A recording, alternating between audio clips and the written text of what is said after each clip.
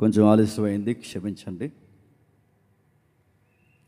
ముందుగా నిజానికి ఈ మీటింగ్ మేము చేయాలని అనుకోలేదు. ఎందుకంటే మాకు సంఘానికి సంబంధించిన చాలా ఖర్చులు ఉన్నాయి. ప్రస్తుతానికి ప్రతి ఆదివారపు ఆరాధన ఇక్కడే కంబాల చెరువు దగ్గర ఉన్న క్రిస్టియన్ గర్ల్స్ హై స్కూల్ లోపల ప్రతి సాయంత్రం ఆదివారం ఆరాధన జరుగుతుంది. దానిని గూర్చి చిన్న గలిబిలు వచ్చినప్పుడు దాని మీద కూర్చొని మాట్లాడడానికి ఇటీవల కాలంలో లాయర్ గారు సలహా తీసుకోవడానికి మేము వెళ్ళినప్పుడు అనుకోకుండా వచ్చిన డిస్కషన్ మోజెస్ అన్నగారు అన్న మాట ఏంటంటే, ప్రతి ఒక్కరూ ఏదో ఒక మీటింగ్ చేస్తారు కానీ రెజరెక్షన్ మీటింగ్ ఎవరు చేయరు. ఆయన అంటున్న మాటకి నేను మాట కలిపి అన్నాను, నిజమేనన్నా, ఎప్పటి నుండో మా మనసులో కూడా మదులుతున్నది అదే. క్రిస్మస్ బాగా చేస్తారు, 40 days బాగా చేస్తారు, కానీ రెజరెక్షన్ మెసేజ్ అనేది ఎలుగెత్తి చెప్పేవారు నాకు తెలిసి నా పరిధిలో ఎవరు కనబడలేదు. మేము చేయాలనుకుంటున్నాం బ్రదర్, కాకపోతే మాకు కొంచెం ఫైనాన్స్ ప్రాబ్లం ఉండి మేము చేయట్లేదంటే అప్పుడు మరి ఏం చేద్దామంటే అప్పుడు మేము అన్నాం, స్థలము పర్మిషన్ మీరు చూడండి, మిగిలిన కథనం అంతా మేము చూస్తా అన్నాం. అలా అనుకున్నది వచ్చిందే ఈ మీటింగ్. ఇప్పుడు 2 సంఘాల పెద్దలు జాన్సన్ గారు కానీ, మోజెస్ అన్న కానీ, శాంసన్ గారు కానీ, వాళ్ళు నాకన్నా వయసులో పెద్దవారు, పరిచర్యలో పేరున్నవారు, సంఘానికి పెద్దలు. ఒకరోజు ఉదయాన్నే మా ఇంటికి వచ్చి మంచిగా డిస్కషన్ చేసి ఏం చేస్తే బాగుంటుందని. నేను డ్యూటీకి వచ్చిన కొత్తలో నేను చూశాను, ఇక్కడ 10-11 సంవత్సరాల క్రితం రన్ ఫర్ జీసస్ అని ఒక సౌండ్ వినబడదు. మరి అన్న వాళ్ళు ఎవరో నాకు తెలియదు. ఆ టైంలో అనుకున్నాను, అక్కడి నుంచి కంటిన్యూ అవుతున్న ఈ రన్ ఫర్ జీసస్ని వీళ్ళే జరిగిస్తారన్నట్టు నాకు తెలిసింది. వీళ్ళు వచ్చి కేవలం రన్ ఫర్ జీసస్సే కాదు, ఈ రిజరెక్షన్ మెసేజ్ గట్టిగా చెప్పాలి, దాన్ని చెప్పడానికి మేము చాలామందిని ఆహ్వానించాం, కానీ వాళ్ళకి సమయం కుదరట్లేదు. మీరే మొదటి పేరు అనుకున్నా మీరు వస్తారంటే వస్తాను కాదు, వస్తాను. స్థలం చూడండి, పర్మిషన్ చూడండి, ఎలా చెబుతానో మీరే వినండి అన్న. అలా జరిగిందే ఈ మీటింగ్. దేవుని దయ వలన మనం ఇక ఆలస్యం చేయకుండా కొంచెం అటు ఇటు 10 నిమిషాలు ఆలస్యమైన మన విశ్వాసాన్ని బలపరుచుకునే కొన్ని సంగతులు మనం ఆలోచిద్దాం. చిన్న ప్రార్థన చేసుకుందాం. ప్రార్థన. ప్రేమగల తండ్రి, కృపగల దేవ, చక్కటి పాటలు, తొలి పలుకులు, అనేకులు తండ్రి విశ్వాసంలో బలపడే తండ్రి చక్కటి నడిపింపు ఇప్పటి వరకు జరిగింది. మరికొన్ని విలువైన సంగతులు మాకు అందించండి. క్రైస్తవ్యానికి లంగరు లాంటిది పునరుద్ధానం. ఈ జనరేషన్కి తండ్రి మేము సాక్షులు. అది ఏ విధంగా రుజువు చేయబడిందో లేఖనాలు, చరిత్ర, తర్కవాదము ప్రతి దాన్ని తండ్రి కలగలిపి క్రీస్తు యొక్క పునరుద్ధానము, క్రీస్తు యొక్క జననము ఎంత వాస్తవికమైనదో వివరించే ప్రయత్నం మేము చేస్తుండగా మాతో అందరితో మీరు ఉండండి. ఎవరునూ కాలయాపనకి, ఆచార సాంప్రదాయంగా ఇక్కడ కూర్చుని వెళ్ళిపోక, మేము చేపట్టిన తండ్రి, మేము విశ్వసిస్తున్న క్రీస్తు ఎంత ఉన్నతమైన సత్యం కలిగిన వాడు మరొకసారి మా చెవులకు, మా కళ్ళకి తండ్రి మీ వాక్యపు వెలుగులో తండ్రి దర్శింపజేస్తారని ఎదురు చూస్తున్నాం. మాట్లాడండి, బలపరచండి. ఈ ప్రయాస, దీని వెనకపడిన ప్రతి ఒక్క తమ్ముళ్ళ కష్టము తండ్రి ఆశీర్వాదకరంగా మారుస్తారని కోరుతూ క్రీస్తునామని ప్రార్థన సమర్పిస్తున్నాం తండ్రి. ఆమేన్. త్వరగా కొన్ని విలువైన సంగతులు మనం చూద్దాం. మత్తయి సువార్త, ఇక దయచేసి ఎవరు అటు ఇటు తిరగొద్దు. మత్తయి సువార్త 27వ అధ్యాయం. మత్తయి సువార్త 27వ అధ్యాయం. మత్తయి సువార్త 27వ అధ్యాయం, క్షమించండి 28వ అధ్యాయం మొదటి వచనం, క్షమించండి 27వ అధ్యాయం 62వ వచనం చూద్దాం. మరునాడు సిద్ధపరచు దినమునకు మరుసటి దినమున ప్రధాన యాజకులను, పరిసయ్యులను పిలాతు నద్దకు కూడి వచ్చి, అయ్యా, ఆ వంచకుడు సజీవుడై ఉండినప్పుడు 3 దినములైన తర్వాత నేను లేచినని అతను చెప్పినది మాకు జ్ఞాపకం ఉన్నదనిరి. కాబట్టి 3వ దినము వరకు సమాధిని భద్రము చేయమని ఆజ్ఞాపించము.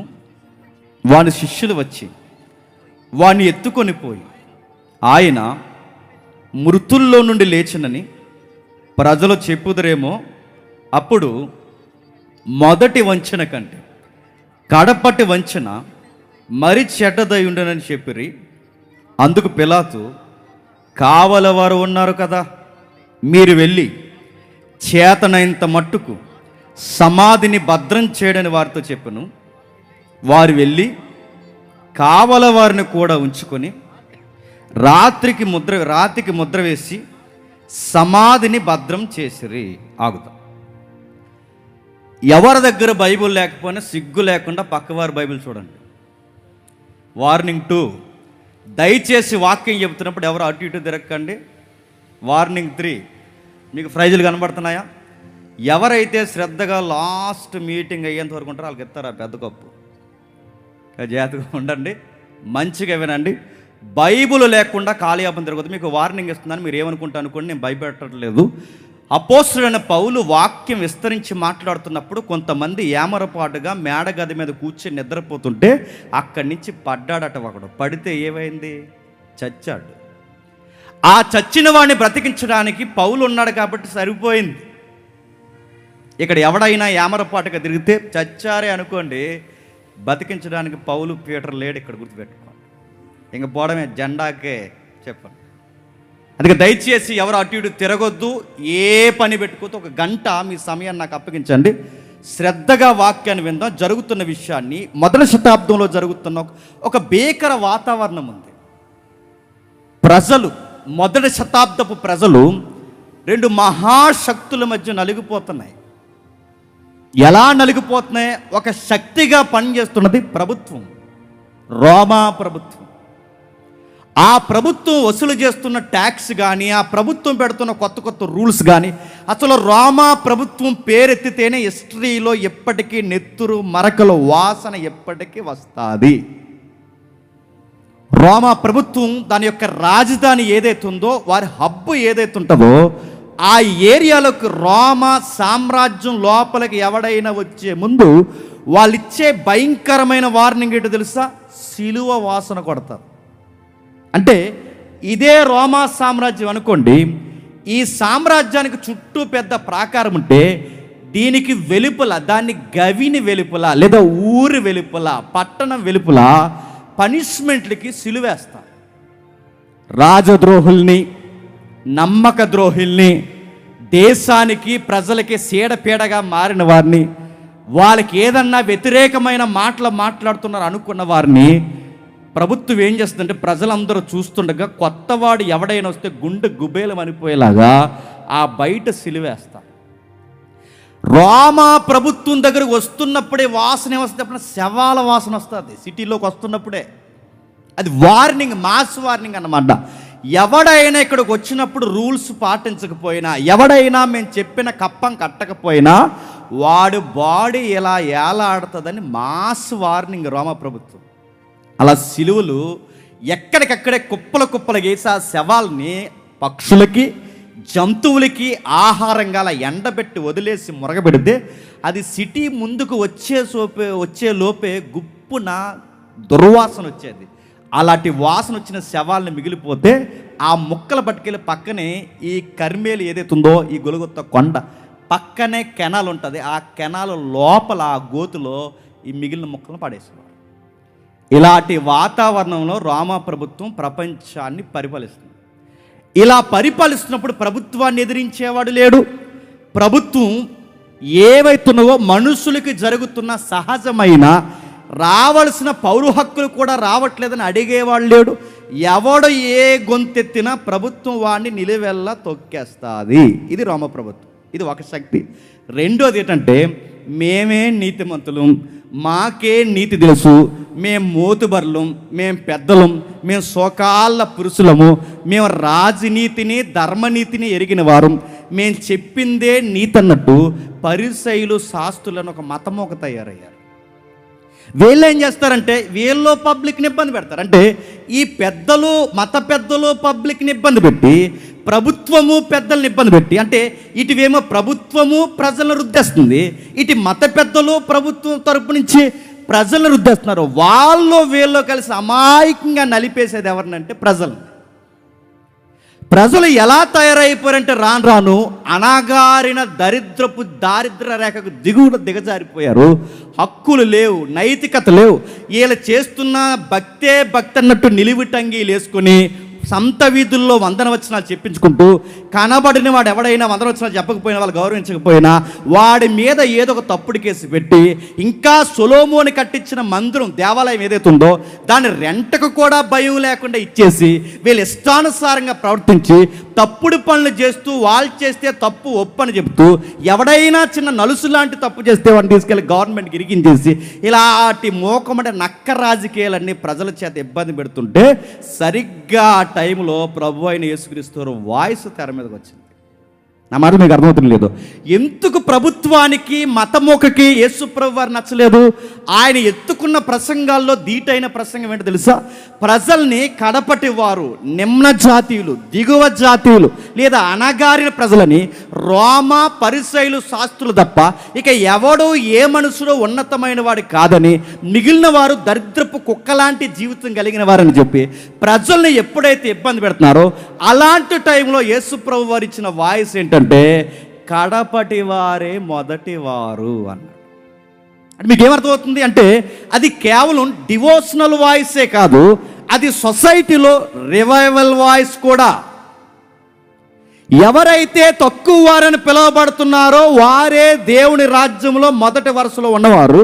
ఎవరైతే కడపటి వారని పిలువబడుతున్నారో వాళ్ళే మొదటి వారు కడపటి వారు అవుతారు, కడపటి వారు మొదటి వారు అవుతారని ఇలాంటి ప్రసంగాలు, ప్రజల మీద ప్రేమ, నైతికత బోధ, ప్రజల్లో చైతన్యం, ఎక్కడికెక్కడ ట్యాక్స్ గూర్చి, పబ్లిక్ గూర్చి, నైతికతను గూర్చి ప్రభు అయిన యేసుక్రీస్తు వారు మాట్లాడుతుంటే మేము నీతిమంతులు అని చెప్పుకుంటున్న వాళ్ళ నీతే కాదని, వాళ్ళ ఉపవాసాలే కాదని, వాళ్ళ ప్రసంగాలే కాదని, వాళ్ళ బలమైన ఆజ్ఞల ధర్మశాస్త్రం చేస్తారు కానీ చిటికెన వేలుతో కూడా వాళ్ళ కదపరని, ఈ దొంగ మోతుబర్ల మోకను ప్రజలారా మీరు అసలు నమ్మొద్దని, వాళ్ళ పులిసిన పిండని, వీళ్ళ దేవాలయాన్ని రెంటకి ఇచ్చేస్తున్నారని ఒక్కసారి గలమత్తి యేసుప్రభు మాట్లాడితే అప్పటి వరకు నేను పెద్ద రకం ఒకేసారి యేసుప్రభు ప్రసంగాలకి దిగజారిపోయినట్టు అయిపోయింది.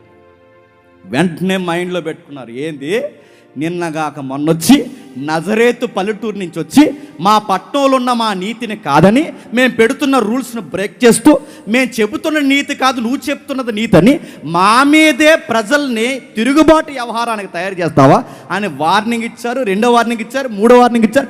ఎన్ని వార్నింగ్లు ఇచ్చిన ప్రభు ఏమన్నాడంటే మీ దిక్కున కూడా చెప్పుకోండి అన్నాడు. నేను దేవునికి తప్ప, దేవుని చిత్తానికి తప్ప, తండ్రికి తప్ప ఎవడి చిత్తానికి నేను తలదించేది లేదు. నా తండ్రి చిత్తము తొదముట్టించుటయే నాకు ఆహారము తప్ప ఎవరికి తలదించను అన్నాడు. ఈ మాటలు మరీ రేపే వాళ్ళకి చూశారు. ఆయన్ని తప్పు పడదామంటే ఆయన దగ్గర ఏ లూప్ హోల్స్ లేవు. నిన్న మొన్న దొరికాడు జ్యోతిషుడు, ఆడి పేరేటని అడగండి. చిన్నోలాడికి దొరికింది 58 మంది హై క్లాస్ లేడీస్. అలాంటి జ్యోతిషుడు కాదు ఈయన. తెర మీద ఒకటి, తెర వెనకాల ఒకటి, బయట ఒకటి, వెనకాల ఒకటి. ఇది కాదు, ఏది చెప్పాడో అదే జీవించాడు, ఏది జీవిస్తున్నాడో అదే చెప్పాడు. తండ్రి చిత్తాన్ని, పరలోకపు అదృశ్య దేవుని చిత్తాన్ని బాహాటంగా బయలుపరిచాడు. ఈయన్ని పట్టుకోవడానికి ఆయన లైఫ్లో ఏ లసుకులు లేవు. చూశారు. ఆ చూసి ఆయన మీద కొన్ని కేసులు పెట్టారు. ఆ కేసులు ఏంటంటే మాబ్ ఫామ్ చేస్తున్నాడు, అంటే పబ్లిక్ని గుంపులు కడుతున్నాడు. పబ్లిక్ని గుంపు కడుతున్నాడంటే ప్రభుత్వం చెవిలో ఒక మాట వేశారు.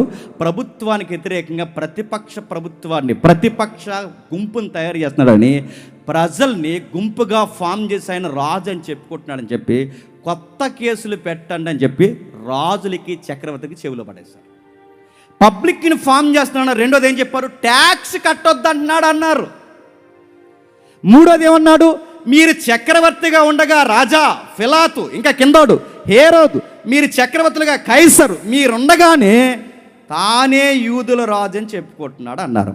ఎక్కడైనా ఈ 3 కేసులు ఏవైతే ఆర్గ్యుమెంట్ పెట్టారో ఎక్కడైనా ఆయన చెప్పాడా? చెప్పకపోయినా ఆయన మీద చెప్పించడానికి దొంగ సాక్షులు పెట్టించారు. ఆ దొంగ సాక్షిని పెట్టించి పిలాతు ముందు నిలబెట్టారు, సన్నిహిద్రిని సభ ముందు నిలబెట్టారు. ఆ పెద్దలందరూ ఒకటి అయ్యారు. ఏ రోజు లోకల్ ఎవరైతే ఉన్న గవర్నర్ దగ్గర తీసుకెళ్లారు, గవర్నర్ కేసు పైకి పంపించాడు. ఆ పైన పిలాతు దగ్గర తీసుకెళ్ళాడు. పిలాతు మొత్తం వాకప్ చేశాడు. పిలాతుకు ఒక విషయం తెలిసింది, చెప్పుకోదగ్గ నేరం ఏమి చెప్పండి, కనబడట్లేదన్నారు. అసలు ఈయన ఏ తప్పు చేశాడని నన్ను పనిష్మెంట్ ఇమ్మంటారంటే, వాళ్ళ దగ్గర ఆన్సర్ లేని స్వరం ఒకటి ఉంది, వాళ్ళ దగ్గర జవాబు లేని స్వరం ఏంటంటే సిలువ వేయము. మీరేదనుకుంటా అనుకోండి, మాబుగా మేము అడుగుతున్నాం, పబ్లిక్గా మేము అడుగుతున్నాం, దొమ్మిగా మేము అడుగుతున్నాం, ప్రభుత్వంగా అధికారులుగా ప్రజల మాట మీరు వినాలి, మా ఓటింగ్ మాట మీరు వినాలి గనక మేము అడుగుతున్నాం, అతన్ని సిలువ వేయమంటే ఆయన మళ్ళీ అన్నాడు, మీ ధర్మశాస్త్ర సంబంధమైన మత గొడవలు ఏమైనా ఉంటే మీరు చూసుకోండి, అసలు రాజకీయ పరంగా దేశానికి ఈయన వలన వచ్చిన నష్టం ఏమీ లేదు, ఇతనికి సిలివేసేసి అంత పనిష్మెంట్ ఇచ్చే నేరం ఏమైనా కనబడలేదంటే మాకు అవన్నీ అనవసరం, ఆయన్ని చంపేయండి అన్నాడు. వీడు ఏం చేయాలి తెలియదు, ఎందుకంటే వీళ్ళకి ప్రభు కన్నా ప్రజల కన్నా ప్రభు యొక్క వాక్యం కన్నా వీళ్ళకి కావాల్సింది ఏంటంటే పదవులు. ఎవరికి? పిలాతుగాడికి కానీ చెప్పండి, హేరోదుకు కానీ, ఆ సన్నిహిద్రిని పెద్దలు ఎవరైతే ఉన్నారో వీళ్ళకి కానీ, వీళ్ళకి దేవుడు ఏమైపోయినా పర్లేదు, దేవుడే దీండుకు వచ్చినా పర్లేదు, వీళ్ళకి ఏమైపోయినా పర్లేదు, పక్కకు పోయి చేతులు అడుక్కున్నాడట. చేతులు కడిగేసుకుంటే నడుతున్నాను, పాపం పోతుందా? నేను అడుగుతున్నాను. చేతులు కడిగేసుకుని గోదావరిలోకి పోయి, చెరువుల్లోకి పోయి బాప్టిజాలు తీసుకుని నది స్నానాలు చేసి చేతులు పైనుంచి కిందకి నడెత్తి మొదలు అరకర వరకు నీళ్ళు జల్లుకుంటే పాపాలు పోతాయా? పోతాయా? పోవు. ఇలాంటి తెంగర పని ఆ పిల్లగాడు చేస్తున్నాడు. ఏమని? కడిగేసుకుని. ఏమి కడిగేస్తావు? కడిగెత్తే పోవడానికి పాపం అయ్యా, అది రక్తపు డాగు కన్నా డేంజర్. అది ఒక్కసారి ఆ పాపపు డాగు పడిందో అది ఎంత కడిగినా పోదు. వాడు సేఫ్ జోన్ అనుకున్నాడు, కానీ వాడి హిస్టరీ ఎలా బలయ్యాడు వీలైతే యూట్యూబ్లో ఉంటుంది, వినండి. ఆ పిలాతు ఏం చేశాడంటే ఆ తర్వాత కొరడాలతో కొట్టించాడు, మళ్ళీ తీసుకొచ్చాడు, గోను పట్ట కట్టాడు, చాలాకి అవమానించింది వదిలేంటంటే మళ్ళీ అరిశారు, సిలువేస్తే కానీ మా పగ చల్లారుతున్నారు. తీసుకెళ్లారు, సిలువేశారు, చంపేశారు. ఆ చంపేసిన తర్వాత 62లో మరనాడు సిద్ధపరచు దినం మొరసటి దినమున ప్రధాన యాజకులు పరిచయాలు పిలాతు ఎదురు కూడా వచ్చి, అయ్యా మీకు విషయం చెప్పాలి, ఆ వంచకుడు, నేను అడుగుతున్నాను, ఎవడు వంచకుడు? టైం లేదు కానీ గట్టిగా ఆర్గ్యుమెంట్ చేద్దాం అనుకున్నాను. ఎవడు వంచకుడు? వంచకులు మీరు. సొలొమోను మందిరాన్ని రెంటకిచ్చి ఆ గొర్రెలు మేకలు వ్యాపారానికి ఇచ్చేసిన వంచకులు మీరు. ఆ కైపాగాడ వంచకుడు, ఆ కైప బామ్మర్ది ఎవడైతే ఉన్నాడు అన్నాగాడ మీరు వంచకులు. ఎవడు వంచకుడు? ఎప్పుడు గుర్తుపెట్టుకోండి, వీళ్ళ వంచకులయ్యుండి వీళ్ళ దొంగలయ్యుండి ఎవరిని దొంగ అంటున్నారండి? ఆయనను దొంగ వంచకుడు అన్నారు. ఇంకా గమ్మత్తడు తెలుసా, వాళ్ళకి ఒక విషయం గుర్తుండిపోయిందంటే, వాళ్ళకి తిన్నా, నిద్రోయినా, స్నానం చేసినా, బయటకు వచ్చినా, ఆ డ్రెస్ వేసుకున్నా, ఎవడన్నా వందన వచనాలు చేసినా వీళ్ళ గుండెల్లో బాగా గుర్తుండిపోయింది. చెప్పిన శిష్యులకు గుర్తులేదు కానీ వీళ్ళకి మాత్రం బాగా గుర్తుండిపోయింది. ఆ గుర్తుండిపోయింది ఏంటంటే ఆయన 3వ రోజు లేస్తా అన్నాడు అన్నారు. బాగానే గుర్తుంది ఇది. ఎక్కడో భయం నిజంగా లేచిపోతే, ఎక్కడో భయం నిజంగా తిరిగి లేస్తే ఆ భయం శిష్యులకు గుర్తులేదు కానీ వీళ్ళకి గుర్తుందట. ఆ గుర్తుండి వాళ్ళు ఏం చేస్తారంటే, ఆ వంచకుడు 3వ దినాన్ని లేస్తానన్నాడు, ఇప్పుడు మమ్మల్ని ఏం చేయమంటారు? లేచి ఒకవేళ లేవకపోతే ఆయన శిష్యులు వచ్చి ఆయన ఎత్తుకుపోతే మొదట జరిగిన నేరారోపణ కన్నా కడపట వంచన మరీ ఘోరంగా ఉంటుంది, అందుకే మమ్మల్ని ఏం చేయమంటే పిలాతు అన్నాడు, పోలీసులు ఉన్నారుగా అన్నాడు, రోమా బెటాలియన్ పెట్టాంగా, ఇలాంటి తెలిసిందే మీకు ఇంకా special private battalion, private body guards ఎవరు ఉంటే వాళ్ళని వీళ్ళని కలిపి మొత్తం టైట్ సెక్యూరిటీ పెట్టుకుని అన్నాడు. ఇటు ప్రైవేట్ సెక్యూరిటీ, ఇటు గవర్నమెంట్ సెక్యూరిటీ రెండు కలిపి టైట్ చేశారు సమాధిని. గుర్తుపెట్టుకోండి, ఇది మత్తయి రికార్డ్ చేస్తున్నాడు. ఈ మత్తయి గారు రికార్డ్ చేస్తే ఏమన్నాడు, వీళ్ళు కలిసి సమాధిని పూర్తిగా చాలా పకడ్బందీగా చాలా పక్కాగా జాగ్రత్తగా సమాధిని ఎప్పుడైతే వీళ్ళు సిద్ధపరిచారో, ఆ సిద్ధపరిచిన తర్వాత జరిగిన విషయం ఏంటో మీకు తెలుసు. అన్నట్టుగానే ఈరోజు ఈ పునరుద్ధానం రోజు అన్నట్టుగానే ఆయన తిరిగి లేచాడు. ఈయన ఎప్పుడైతే తిరిగి లేచాడో ఆ సంకెళ్ళ చేత బంధించారు, బండ చేత బంధించారు, ఆ సంఖ్యలకి గవర్నమెంట్ సీల్ స్టాంప్ వేసి బంధించారు, సైనికుల చేత బంధించారు. వాళ్ళు ఎన్నిటి చేత బంధించినా మరణం కూడా ఆయన్ని బంధించలేకపోయింది. ఆయన లేచాడు, ఆయన తిరిగి లేచాడు. ఎప్పుడైతే ఆయన తిరిగి లేచాడో వీళ్ళు అనుకున్నారు, బండను తొలగించడానికి శిష్యులు వచ్చారా, లేకపోతే బండను తీసుకుని బయటకు వచ్చాడా? హిస్టరీలో ఇలాంటి రికార్డ్స్లో గుర్తుపెట్టుకోండి. యేసు ప్రభు మరణించి తిరిగి లేచినప్పుడు ఆయన సమాధి నుంచి బయటికి రావడానికి ఆయనకి బండ తీయాల్సిన అవసరం లేదు, పోలీసులు అడ్డులేగాల్సిన అవసరం లేదు. మీరు ఇంకా చదువుకోండి ఇంటికి వెళ్ళిన తర్వాత. అసలు ఆ సీల్ ఓపెన్ చేసిన అవసరం లేదు.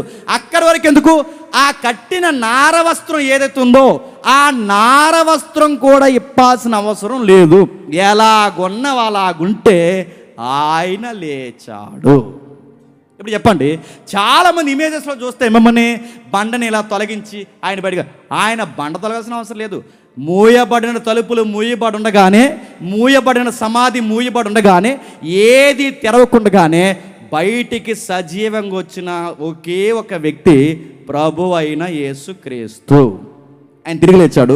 ఎప్పుడైతే ఆయన తిరిగి లేచాడో వీళ్ళకి వెంటనే గుబేలు మంది, వీళ్ళ ప్రైవేట్ సెక్యూరిటీ ఉన్నారుగా ఈ పరిశీలన శాస్త్రం సంబంధించి, వాళ్ళు ఏమంటున్నారంటే 11వ వచనంలో, వారు 28-11 వచనంలో, వారు ఎల్లుచుండగా కావలి వారిలో కొందరు పట్టణంలోనికి వచ్చి జరిగిన సంగతులన్నింటినీ ప్రధాన యాజకులతో చెప్పి, కాబట్టి వారి పెద్దలతో కూడా వచ్చి ఆలోచన చేసి చాలా ద్రవ్యం ఇచ్చి మేము నిద్రపోవచ్చుండగా ఆయన శిష్యులు రాత్రి వేళ వచ్చి అతన్ని ఎత్తుకొని పోయిరని వారికి చెప్పమని గట్టి స్టోరీ అల్లేశారట. ఇది అధిపతి చెవిని పడిన మేము అతన్ని సమ్మతింపపరిచి మీకేమీ తొందర కలగకుండా చేద్దామని చెప్పి, అప్పుడు వారు ఆ ద్రవ్యం తీసుకొని తమకు బోధింపబడిన ప్రకారం చేసిరి. ఈ మాట యూదులలో వ్యాపించి నేటి వరకు ప్రసిద్ధి అయ్యింది. ఇప్పుడు చెప్పండి, ఇప్పుడు బాగా వినండి. నిజంగా యేసు ప్రభు లేచాడో లేదో మనకి తెలియకపోతే, నేను మళ్ళీ చెప్తున్నాను, ఆచార సాంప్రదాయంగా తెల్లవారుదామున శవాల దగ్గరికి సమాధుల దగ్గరికి వెళ్ళి వచ్చేస్తే, ఒకవేళ అది నిజం కాకపోతే ఈ ప్రపంచంలో మనకంత అమాయకులు ఎవరు లేరు. బయట వాళ్ళు అంటున్నారుగా, ఏమని, మీరు మామూలు గొర్రెలు కాదురా. చెప్పండి, నిజంగానే వాళ్ళు అన్న మాట నిజమవుద్ది. రెండో మాట చెప్తున్నాను వినండి.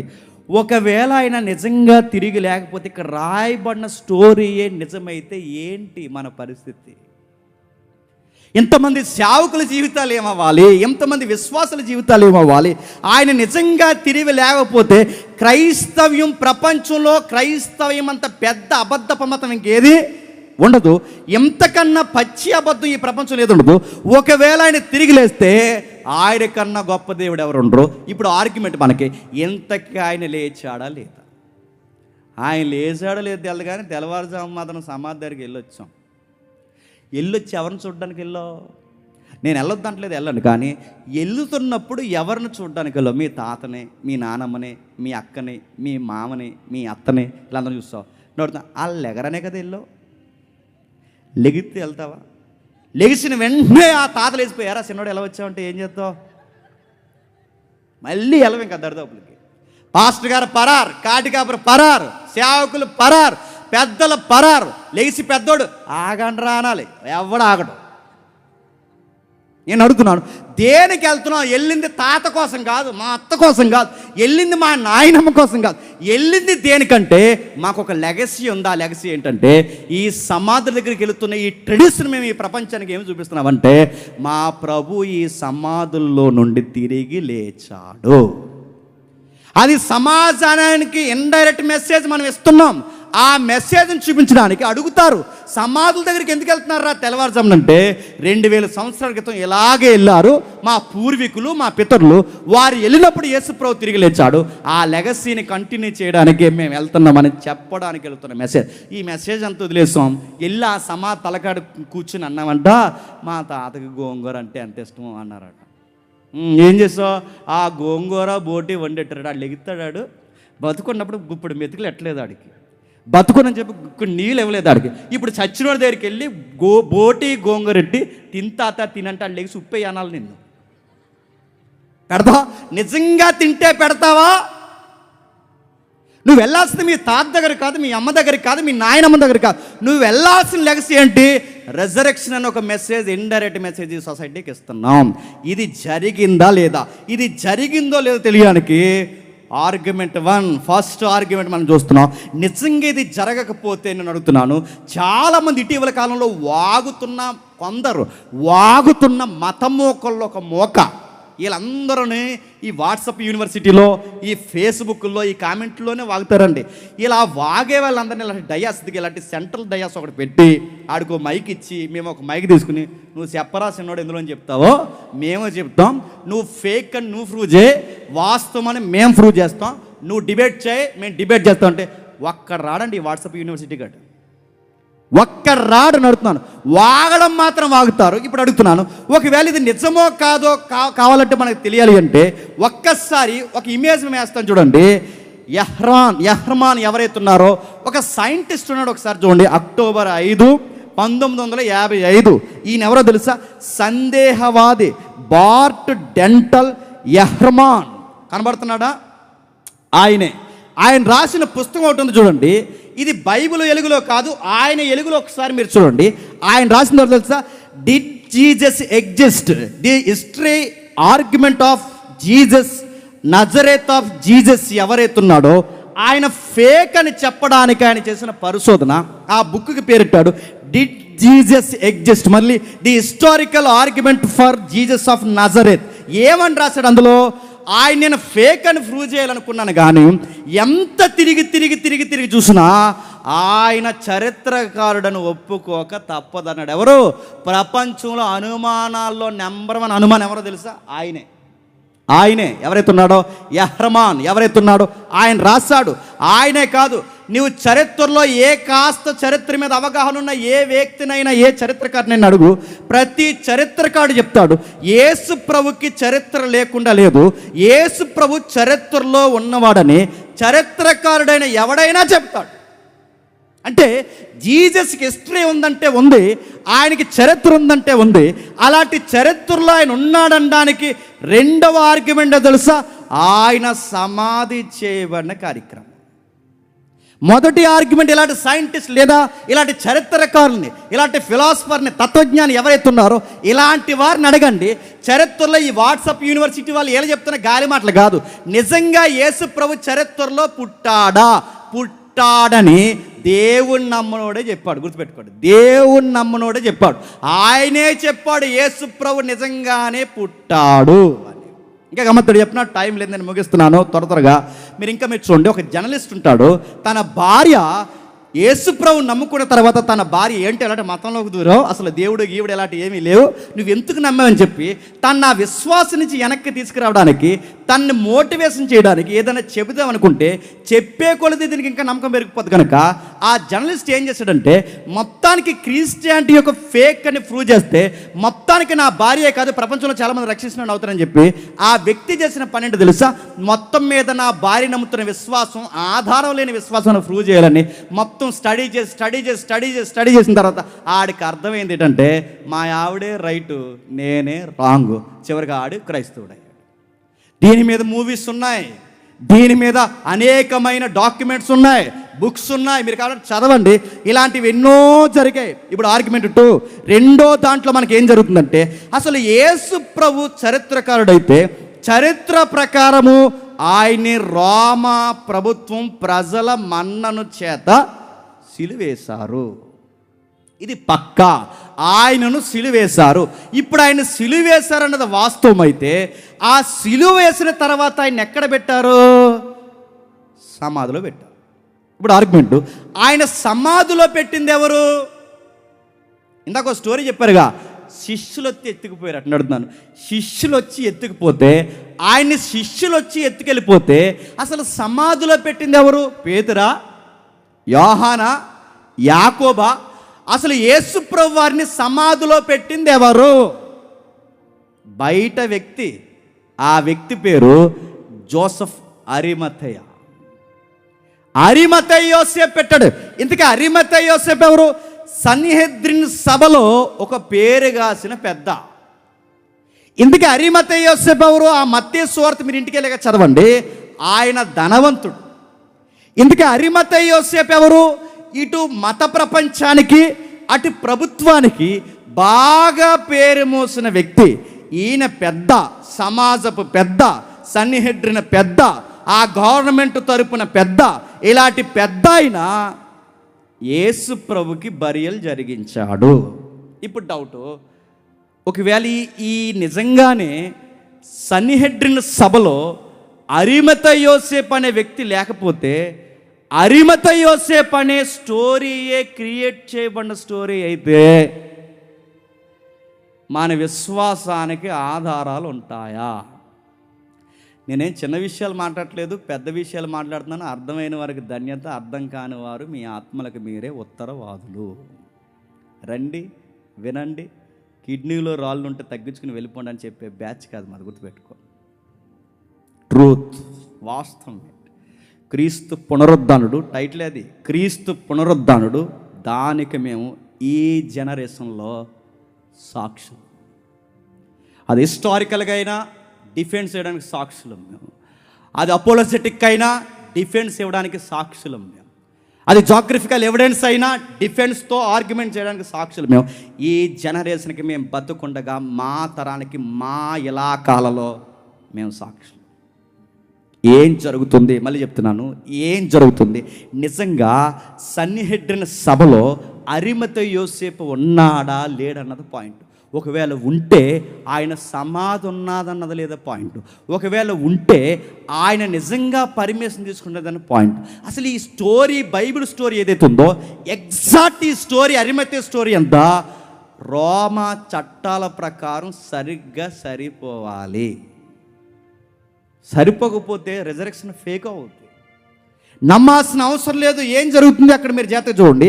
అసలు యూదుల పెద్దల్లో ఎవరైతే ఉన్నారో సన్నిహెడ్రిన పెద్ద, ఆ సన్నిహెడ్రిన పెద్ద ఎవరైతే ఉన్నారో, ఈ అరిమతయి యోసేపు నిజంగా క్రియేట్ చేసిన స్టోరీ అయితే శిష్యులు 4 తన్ని బయటికి లాగి, ఎరా మా పెద్దోళ్ళు ఇలాంటి పేరు ఒకటి ఉందరా, మీరు లేనిపోని పేరు ఒకటి ఎట్టి మా పెద్దల్లోనే ఒకడు ఉన్నాడని మీ అబద్ధానికి సాక్షిగా పెట్టుకుంటారా? ఎవర్రా అరిమతయి యోసేపు అని అడగరా? అలాంటి అడిగిన దాఖలాలు ఉన్నాయా? గమ్మత్తోని చెప్పనా, అరిమతయి యోసేపు ఎందుకు యేసుప్రభు దేహాన్ని తీసుకున్నాడంటే ఆ మత్తయి సువార్తలో మనకు కనబడుతుంది. ఆయన దేవుని గూర్చియు దేవుని రాజ్యమును గూర్చి ఎదురు చూస్తున్న పెద్ద మనుషుల్లో ఒక పెద్ద అంట. అంటే నికోదేము ఎలా అంటాడో అరిమతయి కూడా అలా అంటాడంటే, వాళ్ళ మతంలో ఉన్న మత పెద్దలకు ఉన్న కాస్త దేవుడు, భయము, భక్తి, దేవుని రాజ్యం, వీటి కొరకు ఎక్కువ ఆతృత కలిగిన వారు. అరిమతయి యోసేపు దేవుని రాజ్యం కోసం, భక్తి కోసం, దేవుని కోసం భయపడుతున్నవాడు కనుక ఆయన సమాధి దగ్గరికి వెళ్ళే ముందు, ఆయన సమాధిలో పెట్టే ముందు ఆ శవాన్ని ప్రభుత్వాన్ని రిక్వెస్ట్ చేశాడు.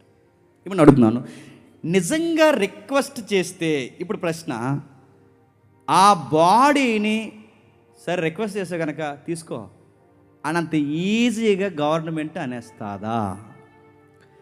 ఉరేసిన ఖైదీ ఉన్నాడు అనుకోండి, పనిష్మెంట్ పడిన సెంటర్ జైలు ఉందిగా, పనిష్మెంట్ పడిన ఖైదీ ఉన్నాడు అనుకోండి, వాడిని బయటకు వదలాలంటే ఎన్ని సెక్షన్స్ ఉండాలి, ఎంత సిఆర్పిసి ప్రొసీజర్ జరగాలి, ఆర్టికల్స్ ఎన్ని మాట్లాడాలి, హ్యూమన్ రైట్స్ ఏవైతున్నావో ఆ రైట్స్ ప్రకారం ఎన్ని ఆర్గ్యుమెంట్లు జరగాలి. ఒక్క వ్యక్తి చట్ట పరిధిలోకి పోయే కాడ బయటికి రావడం అంటే, శవమైనా బయటికి రావడం చిన్న విషయమా? అరిమతయి యోసేపు బయటికి తీసుకొచ్చాడంటే ఎలా తీసుకొచ్చాడు? నిజంగా అడుగుతున్నాను. అసలు అరిమతయి యోసేపు పాత్రే కల్పిత పాత్ర అయితే, అరిమతయి యోసేపు పాత్ర కల్పిత పాత్ర కాదనడానికి ఎవిడెన్స్ ఏంటి చెప్పిన? జియోగ్రఫికల్ ఎవిడెన్స్ అంటే అరిమతయి యోసేపు సమాధి నేటికి ఉందా లేదా? ఉందరయ్యా.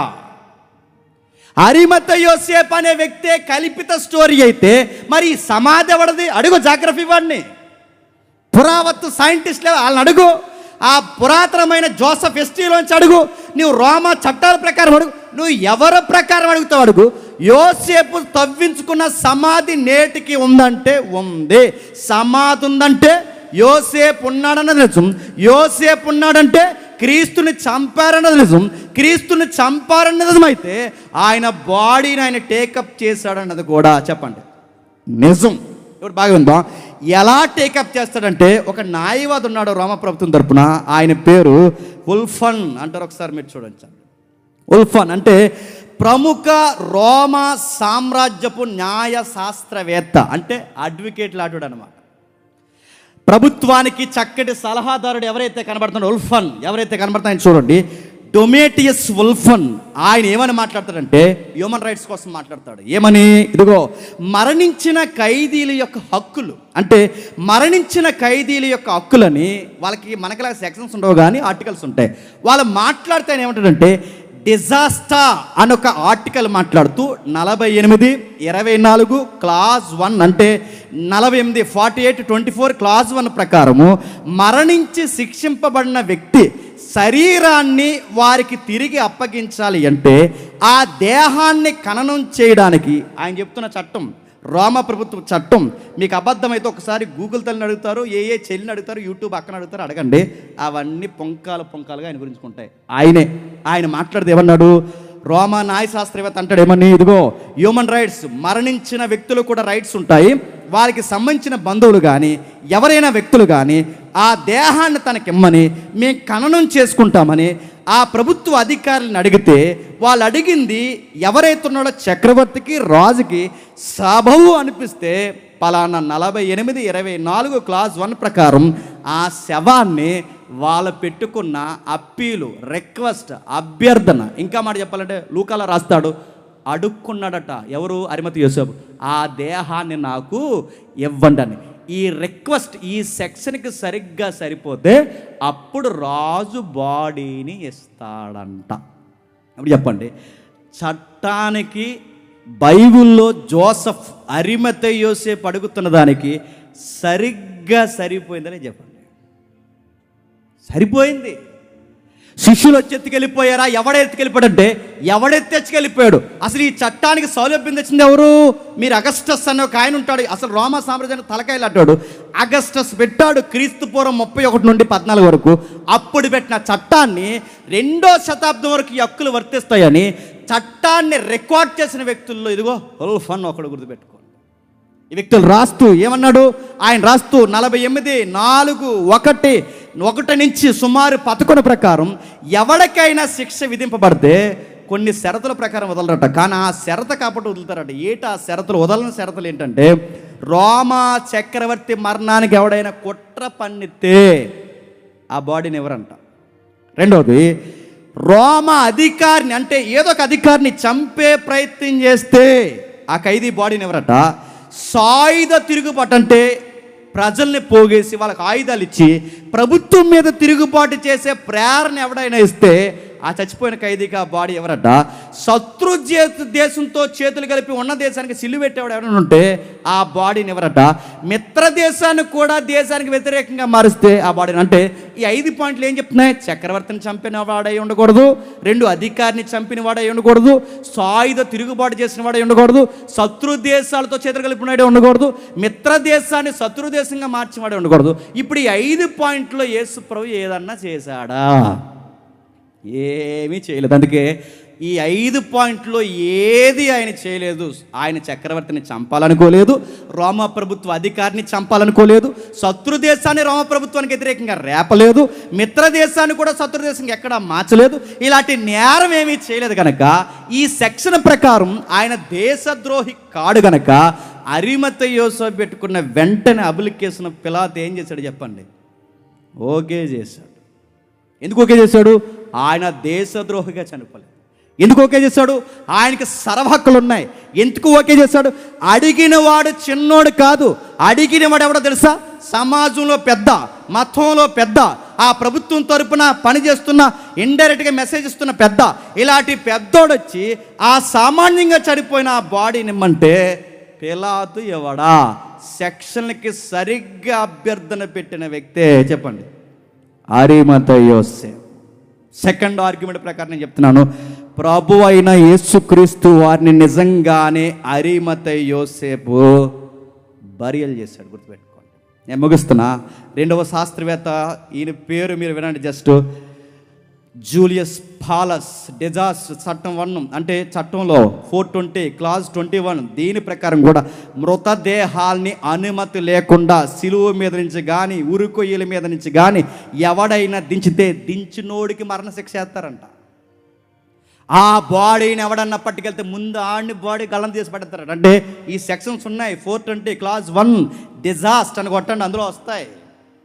ఏవైతే ఆ చట్టం ప్రకారం ఎవడైనా బాడీని ఖననం చేయడానికి పట్టుకెళ్ళినా, సిలువ మీద బాడీని దించినా, ఉరుకొయ్యల మీద బాడీని దించినా, ఆ దించినోడు సంగతి తెలుసునంటే ఇప్పుడు చెప్పండి. శిష్యులు వచ్చి ఎత్తుకెళ్ళిపోయి ఎక్కడ తిరిగారు? చైనాలో తిరిగారా? శిష్యులు వచ్చి బాడీని ఎత్తుకెళ్ళిపోయి ఎక్కడ తిరిగారు? నడుతున్నారు రష్యాలో తిరిగారా? శిష్యులు వచ్చి ఎత్తుకెళ్ళిపోయి ఎక్కడ తిరిగారు? ఆ ఇజ్రాయెల్ దేశం ఆ ప్రభుత్వం ముందే తిరిగారు. ఆ ఇజ్రాయెల్ దేశం ఆ ప్రభుత్వం ముందే తిరిగితే వాళ్ళని ఏమన్నా చేయగలిగారా? ఎందుకు చేయలేకపోయారు చెప్పిన? వాళ్ళు ఆ క్రైమ్ చేయలేదు కనుక. వాళ్ళు ధైర్యంగా తిరిగారు అక్కడ. ఎందుకు ధైర్యంగా తిరిగారు? ఎందుకంటే వాళ్ళు ఎత్తుకెళ్ళలేదు, ఏమి చేయలేదు. వాళ్ళు నిజంగా ఎత్తుకెళ్ళిపోతే ఆ ప్రభుత్వం ముందు ఎందుకు తిరుగుతారు? ఆ పెద్దల ముందు ఎందుకు తిరుగుతారు? వాళ్ళ ముందు ఈ సువార్త ఆయన తిరిగి లేచని ఎందుకు చెప్పుకుంటారు? నోరు మీ ఎత్తుకెళ్ళిపోయి మళ్ళీ లేచాడని చెప్తున్నాను. వాళ్ళని కొట్టరా? గమ్మత్తని చెప్తున్నా, అసలు కొట్టే ప్రయత్నాలు చేశారంటే చేశారు. మీరు అపోస్తలుల గారి ఇంటికి వెళ్ళి చదవండి. యాకోబు యోహాల్ని, పేతురులు ఎవరైతే ఉన్నారో ఈ పేతురు యాకోబు యోహాన్ లాంటి వారిని పిలిచి గట్టిగా అపోస్తలుల కార్యంలో కొట్టి, ఈ నామమును గురించి కానీ ఆయన పేరుని కానీ సువార్తను కానీ మీరెక్కడైనా చెప్పారు, ఈసారి కొట్టడం కాదు సంపుతామంటే పేతురు యోహాల్ని ఎవరు చెప్పనా? మేము కన్నవాటిని ఎన్నవాటిని చెప్పకుండా ఉండలేమని అడుగుతున్నాను. నిజంగా శవాన్ని ఎత్తుకెళ్ళిపోయినాడంటే శవం కోసం ఎవడైనా శవం అయిపోతాడా? అబద్ధం ఇప్పటివరకు చెప్తామండి, మనకి ఏమి ఇబ్బంది లేనంతకాలం చెప్తాం. ఆ అబద్ధమే మనకు పంపించేస్తుందని కూడా ఏం చెప్తాం? బాబా ఏదో బతుకు తెరుగు కోసం చెప్పండి, ఏదో చెప్పాను వాడు నన్ను వదిలినట్టు అంటామా అనమా? కానీ శిష్యులు ఏమన్నా తెలుసా? చావనైనా చచ్చిపోతాం కానీ చెప్పండి ఆయనను ఎరగనని మాత్రం అనమన్నారు. అంటే దీన్ని బట్టి మనకి ఏమర్థం అవుతుంది? ఆయన తిరిగి లేచాడు. ఇంకా మీరు కావాలంటే ఇంటికి వెళ్ళి చదవండి, టైం లేదు. ఇంకా మీరు చదవండి. ఎవరైతే ఉన్నారో విల్సమ్ లైన్ చరిత్రకారుడు, ఆయన అంటాడు, యేసు ప్రభు బరియలు జరిగిందని చరిత్రలో పచ్చి నిజమని ఖచ్చితంగా అందరూ ఒప్పుకోవాలి. చరిత్ర ప్రకారం ఆయన సమాధి ఎక్కడుందో నేటికి ధృవీకరించొచ్చని విల్సమ్ లైన్ చెప్తాడు. మీరు కావాలంటే వినండి. ఇంకా ఇప్పుడు ఆయన సిలువేశారన్నది వాస్తవం, ఆయన చరిత్రలో ఉన్నాడన్నది వాస్తవం. ఇప్పుడు మళ్ళీ ఆయన సమాధి అరిమతె యోసేపు చేశాడన్నది వాస్తవం, ఆయన సమాధికి పర్మిషన్ బాడీ తీసుకున్నాడన్నది వాస్తవం. ఇవన్నీ వాస్తవం అయితే ఇప్పుడు మనకు కావాల్సిన అత్యధికమైన వాస్తవం ఏంటంటే ఆయన లేచాడా? నేను ముగిస్తున్నాను.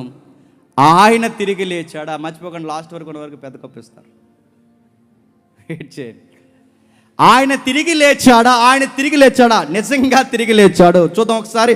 మత్తయి సువార్త 27వ అధ్యాయం 13వ వచనం. మత్తయి సువార్త 27వ అధ్యాయం 13వ వచనం.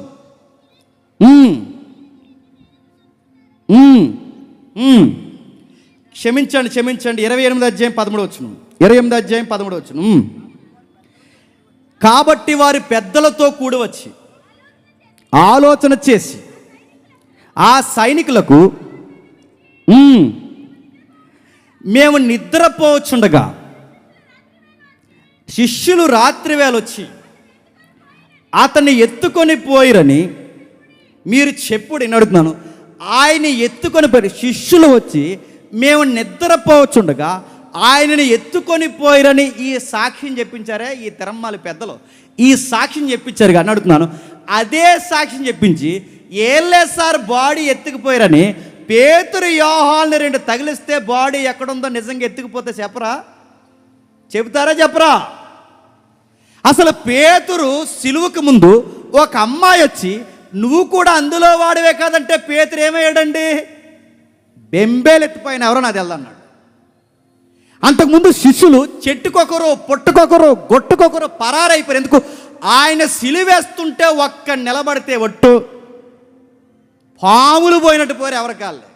కానీ సిలువకు ముందు పరారైపోయిన వారు సిలువ తర్వాత కుందేళ్ల స్థాయిలా సింహాలలా సింహ స్వప్నంలా మారిపోయి ఈరోజు సామాన్యులు గలలేతులో పుట్టినవారు, నజరేతులో పుట్టినవారు చేపలు బట్టి సామాన్యులు, విద్యలేని పామర్లు వీళ్ళ ప్రభుత్వం కొడుతున్నా తిడుతున్నా కూడా మేము ఎరక్కండా ఉండలేకపోతున్నాం, ఆయన లేచారని చెప్పకుండా ఉండలేకపోతున్నామని వీళ్ళ గట్టిగా చెప్తున్నారంటే ఈ సిలువకి ముందు సిలువ తర్వాత ఈ మధ్యలో ఎంత మార్పు వచ్చిందంటే వీళ్ళ మధ్యలో ఏం చూశారు?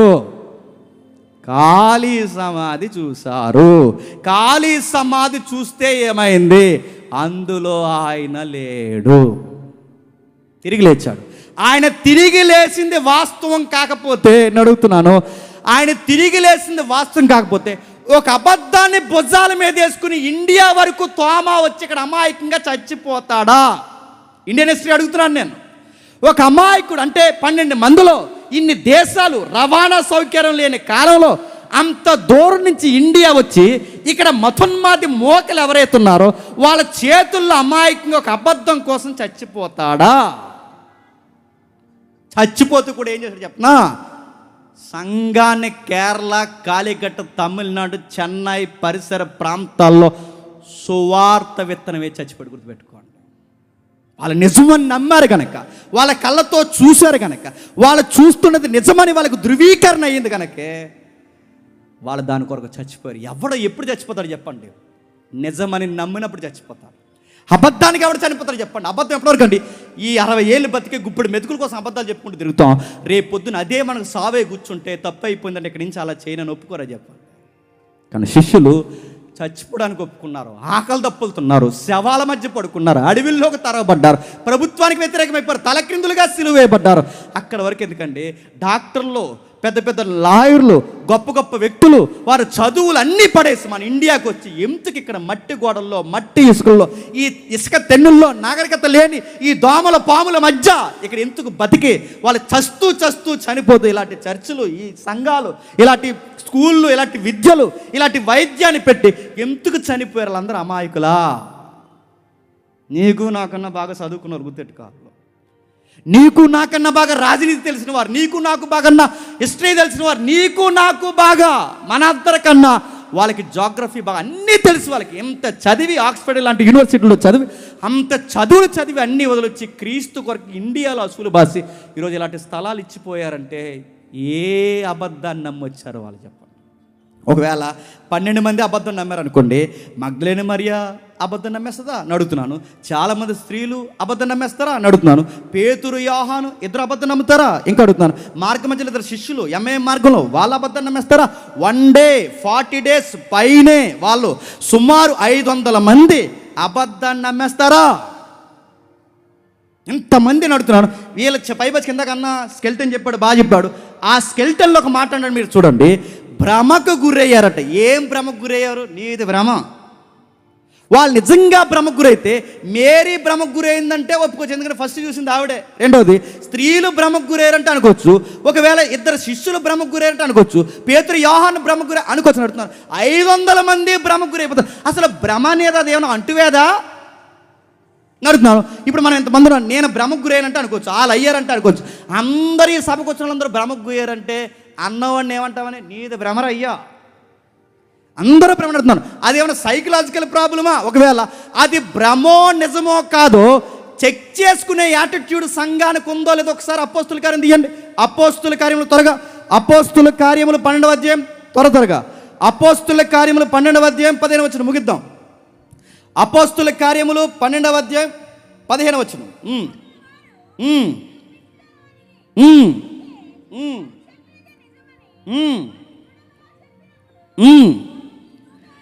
ఏంటట అక్కడ జరుగుతున్న విషయం మీకు తెలుసు. యాకోబు గారిని ఏ రోజు చంపేశాడు. నెక్స్ట్ పండక్కి పేతుర్ని చంపేయాలనుకుంటున్నారు. ఈ లోపు పేతుర్ని దేవదూత బయటికి తీసుకొచ్చింది. దేవదూత బయటికి తీసుకొచ్చిన వెంటనే ఆ పేతురు వచ్చాడన్న సంగతి ఎవరు చూసారట? ఓ చిన్నది చూసింది. ఆ చిన్నది చూసి లోపల ప్రేయర్ పెట్టుకుని వాళ్ళకి భయం వేసింది వాళ్ళకి. ఎందుకంటే యేసుప్రభు చనిపోయిన తర్వాత ఆ లోపల ప్రేయర్స్ పెట్టుకోవడం తప్ప వాళ్ళు చేసేది ఏమీ లేదు. వాళ్ళ సైనికుల మీద తిరగబడంత బలవంతులు కాదు, వాళ్ళ ప్రభుత్వాన్ని ఎదిరించేంత ప్రభుత్వ అధికారాలకు లేవు. వాళ్ళు చేసేది అలా ఉంటే ప్రార్థన చేసుకోవడం తప్ప ఇంకేమీ చేయలేరు. లోపలికి పోయి ఆ పేతురుని అరెస్ట్ చేసినప్పుడు, యాకోబుని అరెస్ట్ చేసినప్పుడు ఆ లోపలికి పోయి భయంగా కూడుకుంటే పేతురు వచ్చాడని ఆ చిన్నది చెప్తుంటే అన్నారట, అంతా నీ భ్రాంతి, నీ భ్రమ అన్నారట. కానీ గమ్మత్తని చెప్పిన అది మళ్ళీ స్వరం వినబడేసరికి బయటకు వచ్చి పేతురు నిజంగానే వచ్చాడని కన్ఫర్మ్ చేసుకున్నారు. మీకు ఏమర్థమవుతుంది? సంఘానికి ఒక అలవాటు ఉంది. భ్రమ ఏంటో చెప్పండి, నిజమేంటో చెక్ చేసుకునే యాటిట్యూడ్ ఉంది. ఎవడు యేసు ప్రభు తిరిగి లేచింది భ్రమ అన్నది.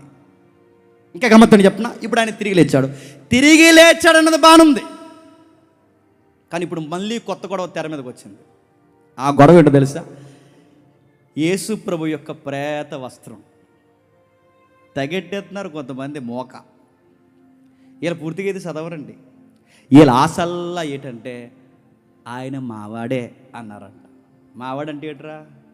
మావాడంటే 40% DNA. తెలుసు కదా ఈ స్టోరీ. నాకు టైం లేదు కనుక నేను 2K కావట్లేదు చెప్పుకుని వెళ్ళిపోతున్నాను. 40% DNA అంటే యేసు ప్రభు పైన కప్పారంటున్నారు ప్రేత వస్త్రం. ఆ ప్రేత వస్త్రం ప్రస్తుతానికి ఇటలీలో ఉంది. ఆ ఇటలీ సైంటిస్టులు ఎవరైతే ఉన్నారో దాన్ని టెస్ట్ చేశారు, డిస్కవరీ చేశారు. దాన్ని డిస్కవరీ చేస్తే అందులో ఉన్న DNA అంటే దాని పైన ఉన్న DNA 38.7% ఇండాస్ పీపుల్తో మ్యాచ్ అయిందంట. అంటే ఇండాస్ అంటే అడుగుతున్నారు, మళ్ళీ 2 జోన్లు ఉంటాయి ఇక్కడ, నార్త్ సౌత్, అది కూడా తెలియాలి. ఇక్కడ ఉన్న వారితో అది మ్యాచ్ అయిందట. ఇది మ్యాచ్ అయితే ఇప్పుడు అందరూ వాట్సాప్ యూనివర్సిటీలు అందరూ కలిసి ఏం చేశారంటే యేసు ప్రభు ఎవరో కాదు చెప్పండి, మా భారతీయుడు అన్నారు. మరి భారతీయుడు అయితే గొడవ ఎందుకు? నమ్ముకో, నిన్ను నమ్ముకో, రా బాప్టిజం ఇస్తాం రా, మనోడే అన్నప్పుడు నమ్ముకో, నీకు ఇంక జబ్బేటి. మొన్నటి వరకు ఏమో ఎడారి మతం అన్నావు, ఇప్పుడు యేసు ప్రభు ఏమో తీరా DNAలో కాస్త ఏదో సెకండ్ తగిలిందనేసరికి చెప్పండి మావాడే అంటున్నావు. అంటే మొత్తం మీద కలిపేసుకోవాలని ఆశ ఎప్పటి నుంచో మీకుందన్నమాట. గమ్మత్తడి చెప్పిన, అసలు యేసు ప్రభు తిరిగి లేచాడనడానికి ఈ ఏదైతే కనబడుతున్న ఈ వస్త్రానికి తమ్ముడు చూపిస్తాడు చూడండి, అసలు దీనికి దానికి సంబంధం ఉందా? మళ్ళీ చెప్తున్నాను, ఈ సైంటిస్టులు కాదు, 100 మంది సైంటిస్టులు వచ్చి చెప్పినా మాకు రైట్ ఆర్గ్యుమెంట్ ఎవిడెన్స్ ఏంటి చెప్పిన? బిబిలికల్ రెఫరెన్స్ గుర్తుపెట్టుకోండి. ఈ రెఫరెన్స్కి మ్యాచ్ అవ్వాలి. దీనికి మ్యాచ్ అవ్వకుండా ఇటలీ నుంచి వచ్చిన, అమెరికా నుంచి వచ్చిన, బ్రిటన్ నుంచి వచ్చిన, ఆస్ట్రేలియా నుంచి వచ్చిన, రష్యా నుంచి వచ్చిన, ఆఫ్రికా నుంచి వచ్చిన, ఇండియా నుంచి 100 మంది వెళ్ళి వాదించిన మాకు అది కాదు, మా ఫైనల్ అథారిటీ బైబిల్, దానికి మ్యాచ్ అవ్వాలి నడుతున్నాను. ఇది మ్యాచ్ అవుద్దా? మీరు చూడండి, అదే రియాలిటీ. మీరు జాగ్రత్త చూడండి ఒకసారి. అయితే మీరు ఏదైతే మీకు కనబడుతుంది, ఇది ఇప్పుడు కనబడుతుంది ఇటలీలో, ఇది ఉందట. అసలు బైబిల్లో ఈ టైపు వస్త్రం కప్పినట్టు ఎక్కడైనా ఉందండి? అందుకే చరిత్ర చదవని ఏడిసేది నేను. ఇటలీ సైంటిస్ట్ చెప్పారట 40% మ్యాచ్ అవుతుందని. ఏం మ్యాచ్ అయింది? ఆ క్లాత్ పైన డస్ట్ పార్టికల్ ఏదైతే ఉందో అది మ్యాచ్ అయింది. అంటే ఆ పైన ఆ డస్ట్ పార్టికల్ అంటే పైన దుమ్మి ధూళి తాకింది ఏదైతే ఉందో అది మ్యాచ్ అయింది. ఆ మ్యాచ్ అయింది ఏదైతే ఉందో ఇండియన్స్తో మ్యాచ్ అయింది అని అడుగుతున్నాను. అంటే ఎక్కడ కూడా ఆలోచించాల్సిన విషయం ఏంటి చెప్పనా? యేసు ప్రభుని ఎదుగులాటలో మనవలే ఎక్కువ మంది ఉన్నారన్నమాట. ఈ లెక్కన అర్థమైతే ముఖ్యాంశాలు మరోసారి. అంటే ప్రపంచ దేశాల కన్నా ఆయన గుచ్చి ఎతికే వాళ్ళు చెప్పండి మనవలే ఎక్కువైనా వాళ్ళు ఎతికేది ఎక్కడ ఎదిగితే బాగున్నాను, ప్రేత వస్త్రం దగ్గరికి, ప్రేతల దగ్గరికి నడుతున్నాను, ఎక్కడెక్కడికి వెళ్ళి ఎదుగుతాయి కదా, అక్కడ కాదు, బైబుల్ని ఎదుకండి. నీకు అర్థమవుతుంది. ఇక్కడికి వెళ్ళారు, వెళితే ఏముంది అని అడుగుతున్నాను. ఈ ప్రేత వస్త్రం ఇలా కనబడుతుంది, నిలువు టంగి ఇలా కనబడుతుంది. అసలు ఆ టైప్ ఉందా? అది లేదండి. బైబిల్ రెఫరెన్స్ ఉంటే ఒకసారి ఏమని సమాజ్ చేస్తారు ఒకసారి ముగిద్దాం. ఒక్కసారి యోహాను సువార్త ఇమేజ్ కూడా రెడీ పెట్టు. యోహాను సువార్త 19వ అధ్యాయం, యోహాను సువార్త 20వ అధ్యాయం మొదలు వచ్చిండండి. యోహాను సువార్త 20వ అధ్యాయం మొదలు వచ్చిండు. ఆదివారమున మగ్దలేని మరియా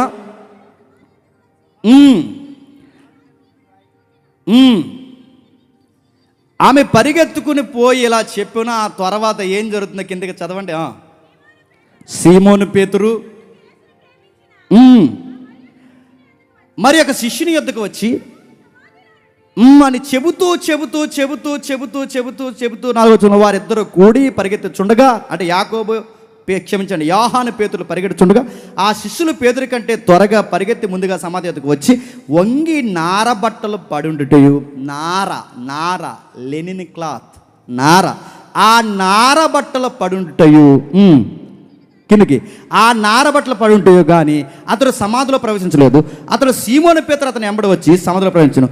నారబట్టలు పడి ఉండుటయు ఆయన తల రుమాలు నారబట్టల యొద్ద ఉండగా నేరుగా ఇంకొక చోట చుట్టబడి ఉండుటయు చూసని. ఇది చదివితే మీకు అర్థమైపోతుంది. ఇప్పుడు చెప్పండి, నిలువుటంగిని యేసు ప్రభు కప్పారని రికార్డ్స్ చెబుతున్నాయా? సుమారు 2-3 వస్త్రాలు పైతే ఆ వస్త్రాలతో లెనిన్ క్లాత్తో ఆయన చుట్టారని చెబుతున్నాయా? రికార్డ్స్ చెప్పండి. అసలు యూదులు బరియలు ఎలా జరుగుతాయి నీకు తెలుసా అయ్యా?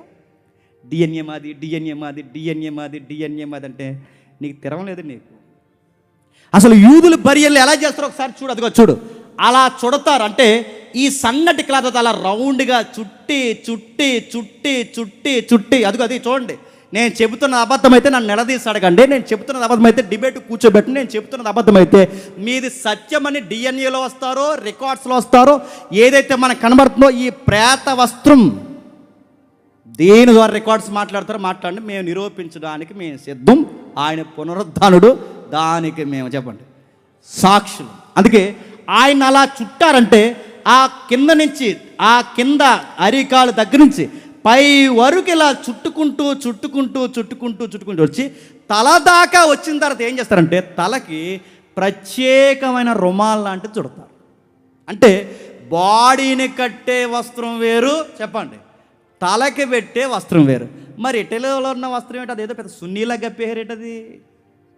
నా మాట మీకు అర్థమవుతుంది లేదు. అసలు ఇటలీలో ఉన్న వస్త్రం అది మొత్తం ఏకంగా ఒక పెద్ద సొక్క ముక్కలాగా ఆడపిల్ల సున్నీలా ఉంది.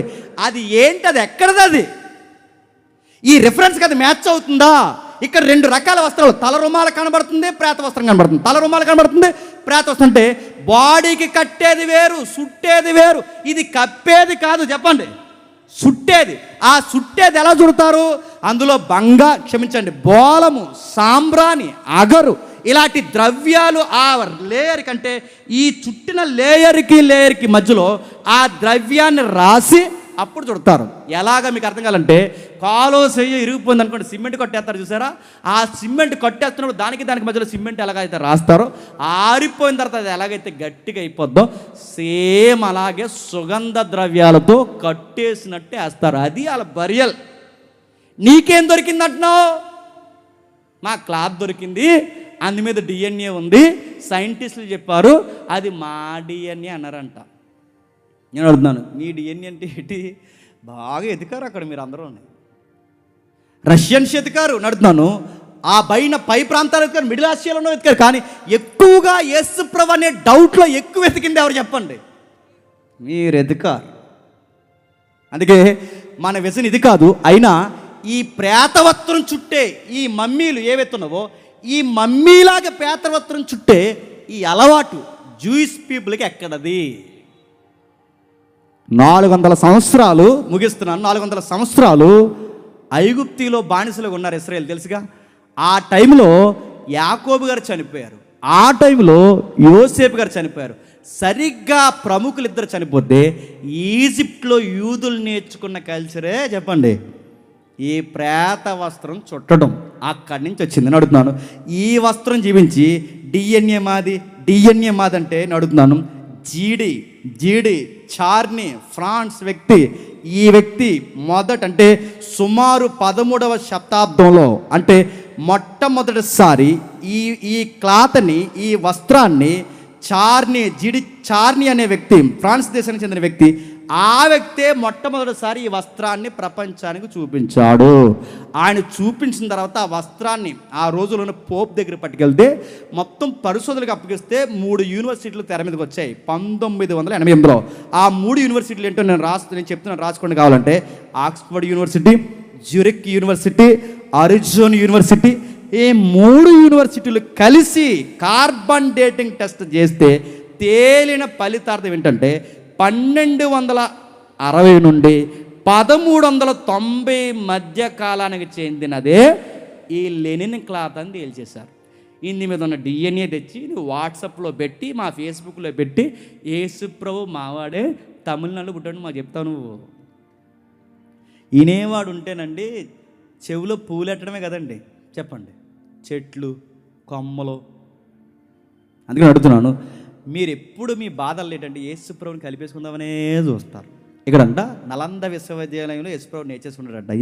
ఏ నేర్చుకున్నాడట? నేర్చేసుకుని ఇజ్రాయెల్ దేశానికి వెళ్ళి శిష్యులకు చెప్పాడట. అడుగుతున్నాను, నిజంగానే ఇక్కడ ఏదో ఇండియన్ కల్చర్లో యేసుప్రభు నేర్చుకుని వెళితే ఎక్కడైనా ఒక్క స్లోగన్ చెప్పాడండి బైబిల్లో? ఒక్క స్లోగన్, సంస్కృతి స్లోగన్, సాంస్క్రిట్ స్లోగన్ ఒక్కడ చెప్పాడా? ఎక్కడైనా యోగా కోసం చెప్పాడా? ఎక్కడైనా చెప్పాడు? అసలు ఇక్కడ వచ్చాడు ఆయన ఇండియన్ అంటే. మరి మరియమ్మ ఎవరు? పాకిస్తానా? యేసేపు ఎక్కడోడు? ఇలాంటి తెరమ్మాలిన ఆర్గ్యుమెంట్లు వస్తాయనే మత్తయి అనే వ్యక్తి యేసుప్రభు ఎలా వచ్చాడో పెద్ద జీనియాలజీ రాశాడు మొదటి అధ్యాయంలో. పెద్ద వంశవృక్షం పెట్టాడు. ఆయన ఊరకే ఎక్కడి నుంచే రాలేదు, ఆయన వచ్చింది ఎలా వచ్చాడు చూడండి. పెద్ద వంశాన్ని పరిచయం చేసి ఆయన పరిచయం చేసి ఇలా వచ్చాడని చెప్పాడు. ఇప్పుడు చెప్పండి, యేసుప్రభు తిరిగి లేచాడనడానికి ఖాళీ సమాధి ఉంది, యేసుప్రభు తిరిగి లేచాడనడానికి శిష్యులు సాక్ష్యాలు ఉన్నాయి, యేసుప్రభు తిరిగి లేచాడనడానికి మళ్ళీ నేను చెప్తున్నాను ఈ రోజుకి సాక్షుల సమాధులు ఉన్నాయి. మరో మాట అంటున్నాను, ఒకవేళ అది యేసుప్రభు రక్తం డిఎన్ఏ, అది డస్ట్ పార్టికల్ కాదు, యేసుప్రభు రక్తంలో ఉన్న డిఎన్ఏ అంటే నీకు శాంపుల్ డిఎన్ఏ ఎక్కడ దొరికింది? నా మాట మీకు అర్థమయ్యేదో, ఇది పలానా వాడి డిఎన్ఏ అంటే నీ దగ్గర శాంపుల్ ఉండాలిగా. నీకు శాంపుల్ ఎవరు ఇచ్చాడు అని అడుగుతున్నాను నేను. నీకు ఎవరు ఇచ్చారు? మరియమ్మ చుట్టాలు నువ్వు? నీకు ఎవరు ఇచ్చారు? నీకు ఇది యేసుప్రభు జూయిస్తాను, కొంచెం ఏదో ఎండడానికి బాగుంది, ఇదేదో యూదుల రక్తంలో ఉందని, కానీ ఇది ఎగ్జాక్ట్ యూదులు ఎవరిది కాదు, యూదులు ఉన్న యేసుప్రభు తట్టినావంటే యేసుప్రభు శాంపుల్ పెట్టి నీకు ఎక్కడది? అగునా అమ్మా తయారైపోయి డిఎన్ఏ నీ బొంద డిఎన్ఏ. నీకు తెరవలేదు, నీకు బిబిలికల్ యూ తెలియదు, హిస్టరీ యూ తెలియదు, వాట్సాప్ యూనివర్సిటీలో నేర్చుకున్న ఆ గాలి మాటలు తప్ప అసలు యూనివర్సిటీ అధికారిక ఆక్స్ఫర్డ్ యూనివర్సిటీలు ఏం ఇవేమీ తెలియదు. వీళ్ళ బాధల్లో ఒక్కటే ఏంటి చెప్పనా, యేసుప్రభు తిరిగి చెప్పండి లేవలేదని చెప్పాలి. కానీ గమ్మతాడు చెప్పు, నువ్వు ఎంత మరుగు చేసినావు, బండేసినా, సీలేసినా, సైనికులు పెట్టినా, ఎవరిని పెట్టినా, ఎన్ని మతమొక్కలు లేచిపోయినా, ఈ రోజుకి మాట్లాడినా పచ్చి నిజం ఏంటో తెలుసా? ఆయన తిరిగి లేచాడు. ఇది పక్కా జరిగింది, ఆయన జరిగింది, ఇది పక్కా జరిగింది. కనుకే దీంట్లో నువ్వు అర్థం చేసుకోవాల్సింది, ఇక్కడ క్లాత్ దొరికింది, డిఎన్ఏ దొరికింది, ఇది కాదు. అసలు నువ్వు చూడాల్సింది తెలుసా, ఆయన తిరిగి లేచినప్పుడు క్లాత్ అక్కడే ఉందట, బాడీ లేదట. నీకేమర్థమవుతుందో చదువుతుంటే? ఇంటికి వెళ్ళక చదువు. లాజరు తిరిగి లేచాడు. లాజరు తిరిగి లేస్తే లాజరు వస్త్రము లాజరుతో ఉంది, లాజరు తలరుమాలు లాజరుతో ఉంది. లాజరు తిరిగి లేచినప్పుడు లాజరుతో ప్రేత వస్త్రాలు ఉన్నాయి, లాజరు తిరిగి లేచినప్పుడు లాజరుతో అన్నీ ఉన్నాయి. కానీ యేసుప్రభు తిరిగి లేచినప్పుడు వస్త్రాలు మాత్రం ఒకటి ఉన్నాయి, యేసుప్రభు మాత్రం లేచాడు. మీకేమర్థమవుతుంది? లాజరు తిరిగి లేచింది ఈ లోకానికే లేచాడు కనుక మళ్ళీ ఇక్కడ చనిపోయాడు. యేసుప్రభు తిరిగి లేచింది మరో లోకానికి నిత్యత్వాన్ని లేచాడు కనుక ఆయన ఎప్పటికీ చెప్పండి మరణించడు. ఆ లైఫ్ ఎలా ఉంటుందంటే నా డైమెన్షన్కి అంతది. అది ఎలా ఉంటుందంటే అది కనబడగలదు, కనబడకుండా ఉండగలదు, అది మాట్లాడగలదు, మాట్లాడకుండా ఉండగలదు, అది తాకగలదు, తాకకుండా ఉండగలదు, అది తినగలదు, తినకుండా ఉండగలదు. ఏంటి ఆ లైఫ్ అంటే దాని పేరే ఎటర్నిటీ అంటారు దాన్ని, నిత్యత్వం. అది నిజంగా జరిగిందంటే జరిగింది, అది నిజంగా జరిగింది కాబట్టి ప్రభు అయిన యేసుక్రీస్తు వారికి అపోస్తులు మొదలుకొని మనం అందరం చెప్పండి సాక్ష్యం. ఇక నిజంగానే ముగిస్తాను, ఇది లాస్ట్, ఇది చివరిది. ఒకవేళ ఆయన తిరిగి లేచాడా, తిరిగి లేవలేదా, వీటన్నిటి గురించి మాట్లాడుకుంటే అసలు ఏంటి ఆయన తిరిగి లేస్తే ఏంటి, తిరిగి లేకపోతే ఏంటి, పునరుద్ధానం గురించి మనకి ఏంటి కలిసి వచ్చేదంటే ఒక మాట చెప్తాను, నేను త్వరగా ముగిస్తాను. ఇది చెప్పకపోతే ఈ మెసేజ్కి అర్థం లేదు. మనిషి అర్ధరహితంగా మారిపోయేది ఎప్పుడో చెప్పనా? మరణం. రాజకీయ నాయకుడైనా, వాడు సినిమా యాక్టర్ అయినా, మోతుబరైనా, డబ్బున్నవాడైనా, సామంతుడైనా, సామాన్యుడైనా, వాడు బిక్కుమని ఒక రోజు మిగిలిపోయేది ఎక్కడ చెప్పనా? మరణం. అది నీ దగ్గరికి వస్తుంది అనడానికి నీ తల మెరుస్తుంది, అది నీ దగ్గరికి వస్తుంది అనడానికి నీ కళ్ళు దెబ్బతింటున్నాయి, అది నీ దగ్గరికి వస్తుందని నీ జీర్ణ వ్యవస్థ దెబ్బతింటుంది, అది నీ దగ్గరికి నేడో రేపు నేను పలకరిస్తుంది అనడానికి నీ బాడీలో సిమ్టమ్స్ మారిపోతున్నాయి. మరణం వస్తే ఏం చేస్తుంది? చదువుకున్నవాడినైనా, చదువు లేని వాడినైనా, ఎవరినైనా నిరర్ధకంగా మార్చేస్తుంది. ఒక మనిషి లైఫ్ ఎలా స్టార్ట్ అవుతుందో మీకు తెలుసు. బాగా చదువుకుంటాం, పెళ్లి చేసుకుంటాం, జీవితాన్ని మంచిగా అందంగా ప్లాన్ చేసుకుంటాం, అంతా బాగుంది, మంచి ఇల్లు, మంచి భార్య, పిల్లలు, లైఫ్ అంతా బాగుంది, కాస్తంత శాలరీ, అంతా బాగుందన్న సమయానికి ఆ జీవితం ఎడారిగా మారిపోయే ఒక గడి వస్తుంది. ఆ గడి అంటే చెప్పిన మరణం. ఆ ఇంటి యజమాని చనిపోతే ఆ భార్య ఏమైపోతుంది, ఆ ఇంటి యజమాని చనిపోతే ఆ పిల్లలు ఏమైపోతారు, ఆ ఇంట్లో ప్రధాన మనిషి చనిపోయాడో ఆ కుటుంబం రోడ్డు మీద పడిపోతుంది. కరోనా మరణం దెబ్బకి ఎన్ని కుటుంబాలు రోడ్డు మీదకి వచ్చాయి. ఎమ్మెల్యే లాంటి వాళ్ళు కూడా బెంబేలు ఎత్తిపోయారు. ఒక ఎమ్మెల్యే అన్నాడు 500 కోట్లు ఎత్తాను నన్ను బతికించి అన్నాడు ఆ రోజుల్లో. ఆ ఎమ్మెల్యేతో ఆ ఫ్యామిలీ డాక్టర్ అన్నాడు అర్జెంటుగా 500 కోట్లు ఎత్తాను ఇక్కడి నుంచి వెళ్ళిపో అన్నాడు. ఎమ్మెల్యే గారు చచ్చిపోయారు. ఎవరన్నా అడగండి, బ్రేకులు కూడా అడగండి, చనిపోయాడు. ఎమ్మెల్యే అయినా చనిపోవాలి, ఎంపీ అయినా చనిపోవాలి, యాక్టర్ అయినా చనిపోవాలి, డాక్టర్ అయినా చనిపోవాలి, ఎవడైనా చనిపోవాలి. దాని ముందు ఎవడో నిలబడడు. ఆ డబ్బు దాన్ని ఆపలేదు, రాజకీయ పలుకుబడి దాన్ని ఆపలేదు, నీ సినిమా పేరు కూడా దాన్ని ఆపలేదు. దాని ముందు ఎవడైనా దిగదుడిపే.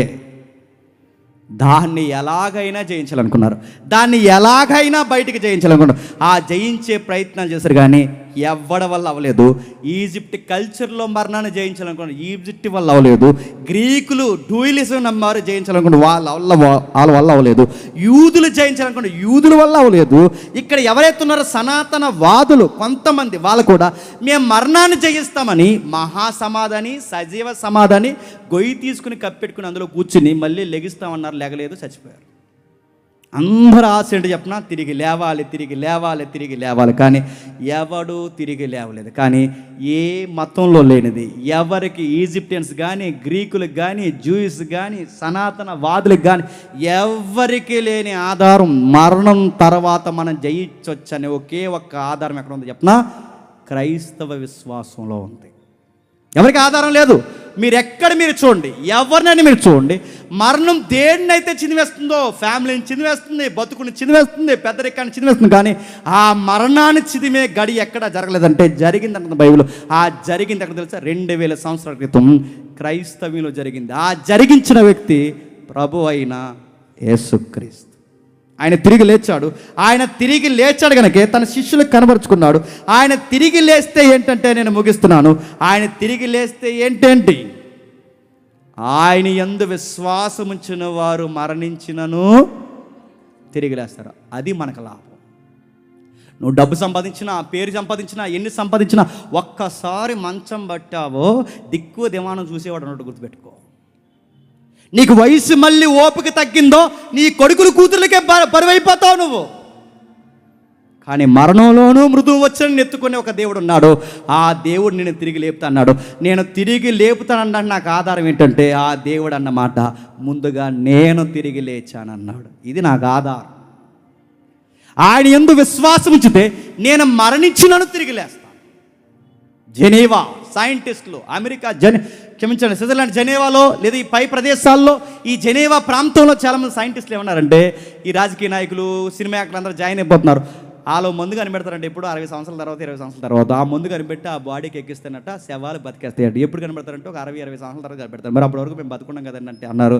అందుకే మా దగ్గర పాలసీ ఉంది, ముందుగా డబ్బులు కట్టి జాయిన్ అయిపోయి కొన్ని లక్షలు కోట్లు కట్టేస్తే మీరు చనిపోయిన తర్వాత లేదా మా జెనీవా నుంచి ఒక ఫ్లైట్ వస్తుంది, లేదా ఒక హెలికాప్టర్ వస్తుంది, వచ్చి ఒక పెద్ద బాక్స్ తెచ్చి మీ బాడీని అందులో పెట్టి ఈ బాడీని పట్టుకెళ్ళి డీప్ ఫ్రిడ్జ్లో పెడతారట. డీప్ ఫ్రిడ్జ్లో ఆ ఫ్రిడ్జ్లో పెట్టి ఏం చేస్తారు, మందు కనిపెట్టినప్పుడట అప్పుడు ఆ మందు ఎక్కిస్తేనట అప్పుడు నేను ఎలా తిరిగి లేసిపోతాడు. అంటే ఎవరు చెప్తున్నారు? సైంటిస్టులు, జెనీవా సైంటిస్టులు చెప్తున్నారు.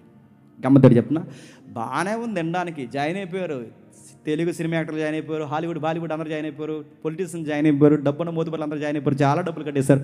లేపేస్తా అంటే లేచిపోదామని జాయిన్ అయిపోయారు. గమ్మత్తడి చెప్తున్నా, వాళ్ళు లేపకపోతే ఎవడైతే లేపుతానో ఆడిని బాక్స్లో పెడతారు. ఒకరోజు నన్ను బాక్స్లో పెడతారు. ఆడి బాక్స్ అక్కడ ఉంటుంది, నా బాక్స్ ఇక్కడ ఉంటుంది. ఆడు కదలడు, నేనే కదలను. ఇన్ని డబ్బులు తీసుకున్నాను, ఇంకా లేకపోతే 60 దాటేసిందని ఆడిని అడగడానికి ఆ బాక్స్ దగ్గర నేను వెళ్ళలేను. ఆడి బాక్స్ నా దగ్గర రాదు. నా డబ్బు అంతా తినేసే కదని నేను ఎవరిని అడగను. గమ్మద్దని చెప్పిన జెనీవా సైన్స్ ఇచ్చిన హ్యూమన్ జీనోమ్ ప్రాజెక్ట్ రైట్ అని నమ్మాలి అంటే ఆ స్టేట్మెంట్ ఇచ్చిన సైంటిస్ట్ ముందుగా తిరిగి లేవాలి. అప్పుడు చెప్పు ప్రపంచానికి. కానీ జెనీవా చెప్పింది జరుగుతుందో లేదో నాకు తెలియదు, కానీ నువ్వు నమ్మిన జీసస్ క్రైస్ట్ స్టేట్మెంట్ ఇచ్చాడు, నిజంగా తిరిగి లేచాడు, మళ్ళీ వస్తానన్నాడు, నేను తిరిగి లేపుతానన్నాడు. నమ్మే అంతే. ఈ పునరుద్ధానాన్ని దీన్ని నమ్మితే ఏమో తెలుసా, థీస్ట్కి ఎథిస్ట్కి ఒక్కసారి లాస్ట్ ఇది ఒక్కసారి చూడండి, ముగిస్తాను. థీస్ట్ ఎథిస్ట్ అంటే దేవుని నమ్మనవాడు, థీస్ట్ అంటే దేవుని నమ్మనవాడు. థీస్ట్ డిఎల్ మూడి ఎథిస్ట్ ఎవరైతే ఉన్నాడో అక్కడ మనకు కనబడుతుంది రాబర్ట్ జి ఇంగర్ సోల్ ఎవరైతే ఉన్నారో వీళ్ళిద్దరు మీరు చూడండి. ఇంగర్ సోల్ అంటే ఒక నాస్తికుడు, డిఎల్ మూడి దేవుడిని నమ్మినవాడు. డిఎల్ మూడి ఎవరైతే ఉన్నారు, ఇంగర్ సోల్ ఎవరైతే ఉన్నారు, ఇద్దరు అమెరికన్స్ ఒకే రోజు చనిపోయారు. ఒక ఎథిస్ట్, ఒక థీస్ట్ అంటే దేవుని నమ్మనోడు, దేవుని నమ్మనోడు. దేవుని నమ్మినవాడు, దేవుని నమ్మనవాడు ఇద్దరు ఒకే రోజు చనిపోతే ఈ ఎవరైతే ఉన్నారు ఇంగర్ సోల్ ఇంట్లో అందరూ స్నేహితులు, బంధువులు అందరూ ఇంట్లో అందరూ ఏడుస్తున్నారు. కానీ డిఎల్ మూడి ఇంట్లో ఎవరు ఏడవట్లేదు. ఎందుకు చెప్పినా, డిఎల్ మూడి సువార్త ప్రకటించి చనిపోయాడు. ఇంగర్ సోల్ దేవుడు లేడని చెప్పి చనిపోయాడు. లేడని చెప్పిన వాడు చనిపోతే ఇంట్లో ఉన్న బంధువులు అందరూ ఏడుతున్నారు. దేవుడు ఉన్నాడని చెప్పిన వాడు ఇంట్లో ఎవరు ఏడవట్లేదు. ఎందుకు ఏడవట్లేదు అంటే, మా దేవుడు సజీవుడు, మళ్ళీ డిఎల్ మూడిని ఒకరోజు మేము చూస్తామని కుటుంబం అంతా అమెరికా ప్రపంచానికి సాక్ష్యం ఇచ్చింది.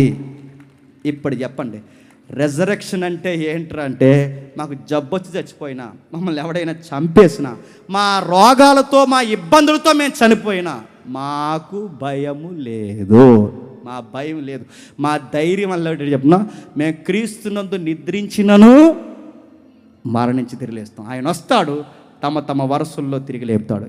ఇది మా రెజరెక్షన్ మెసేజ్. ఇది కాదని ఎవరైనా అనగలరా చెప్పండి?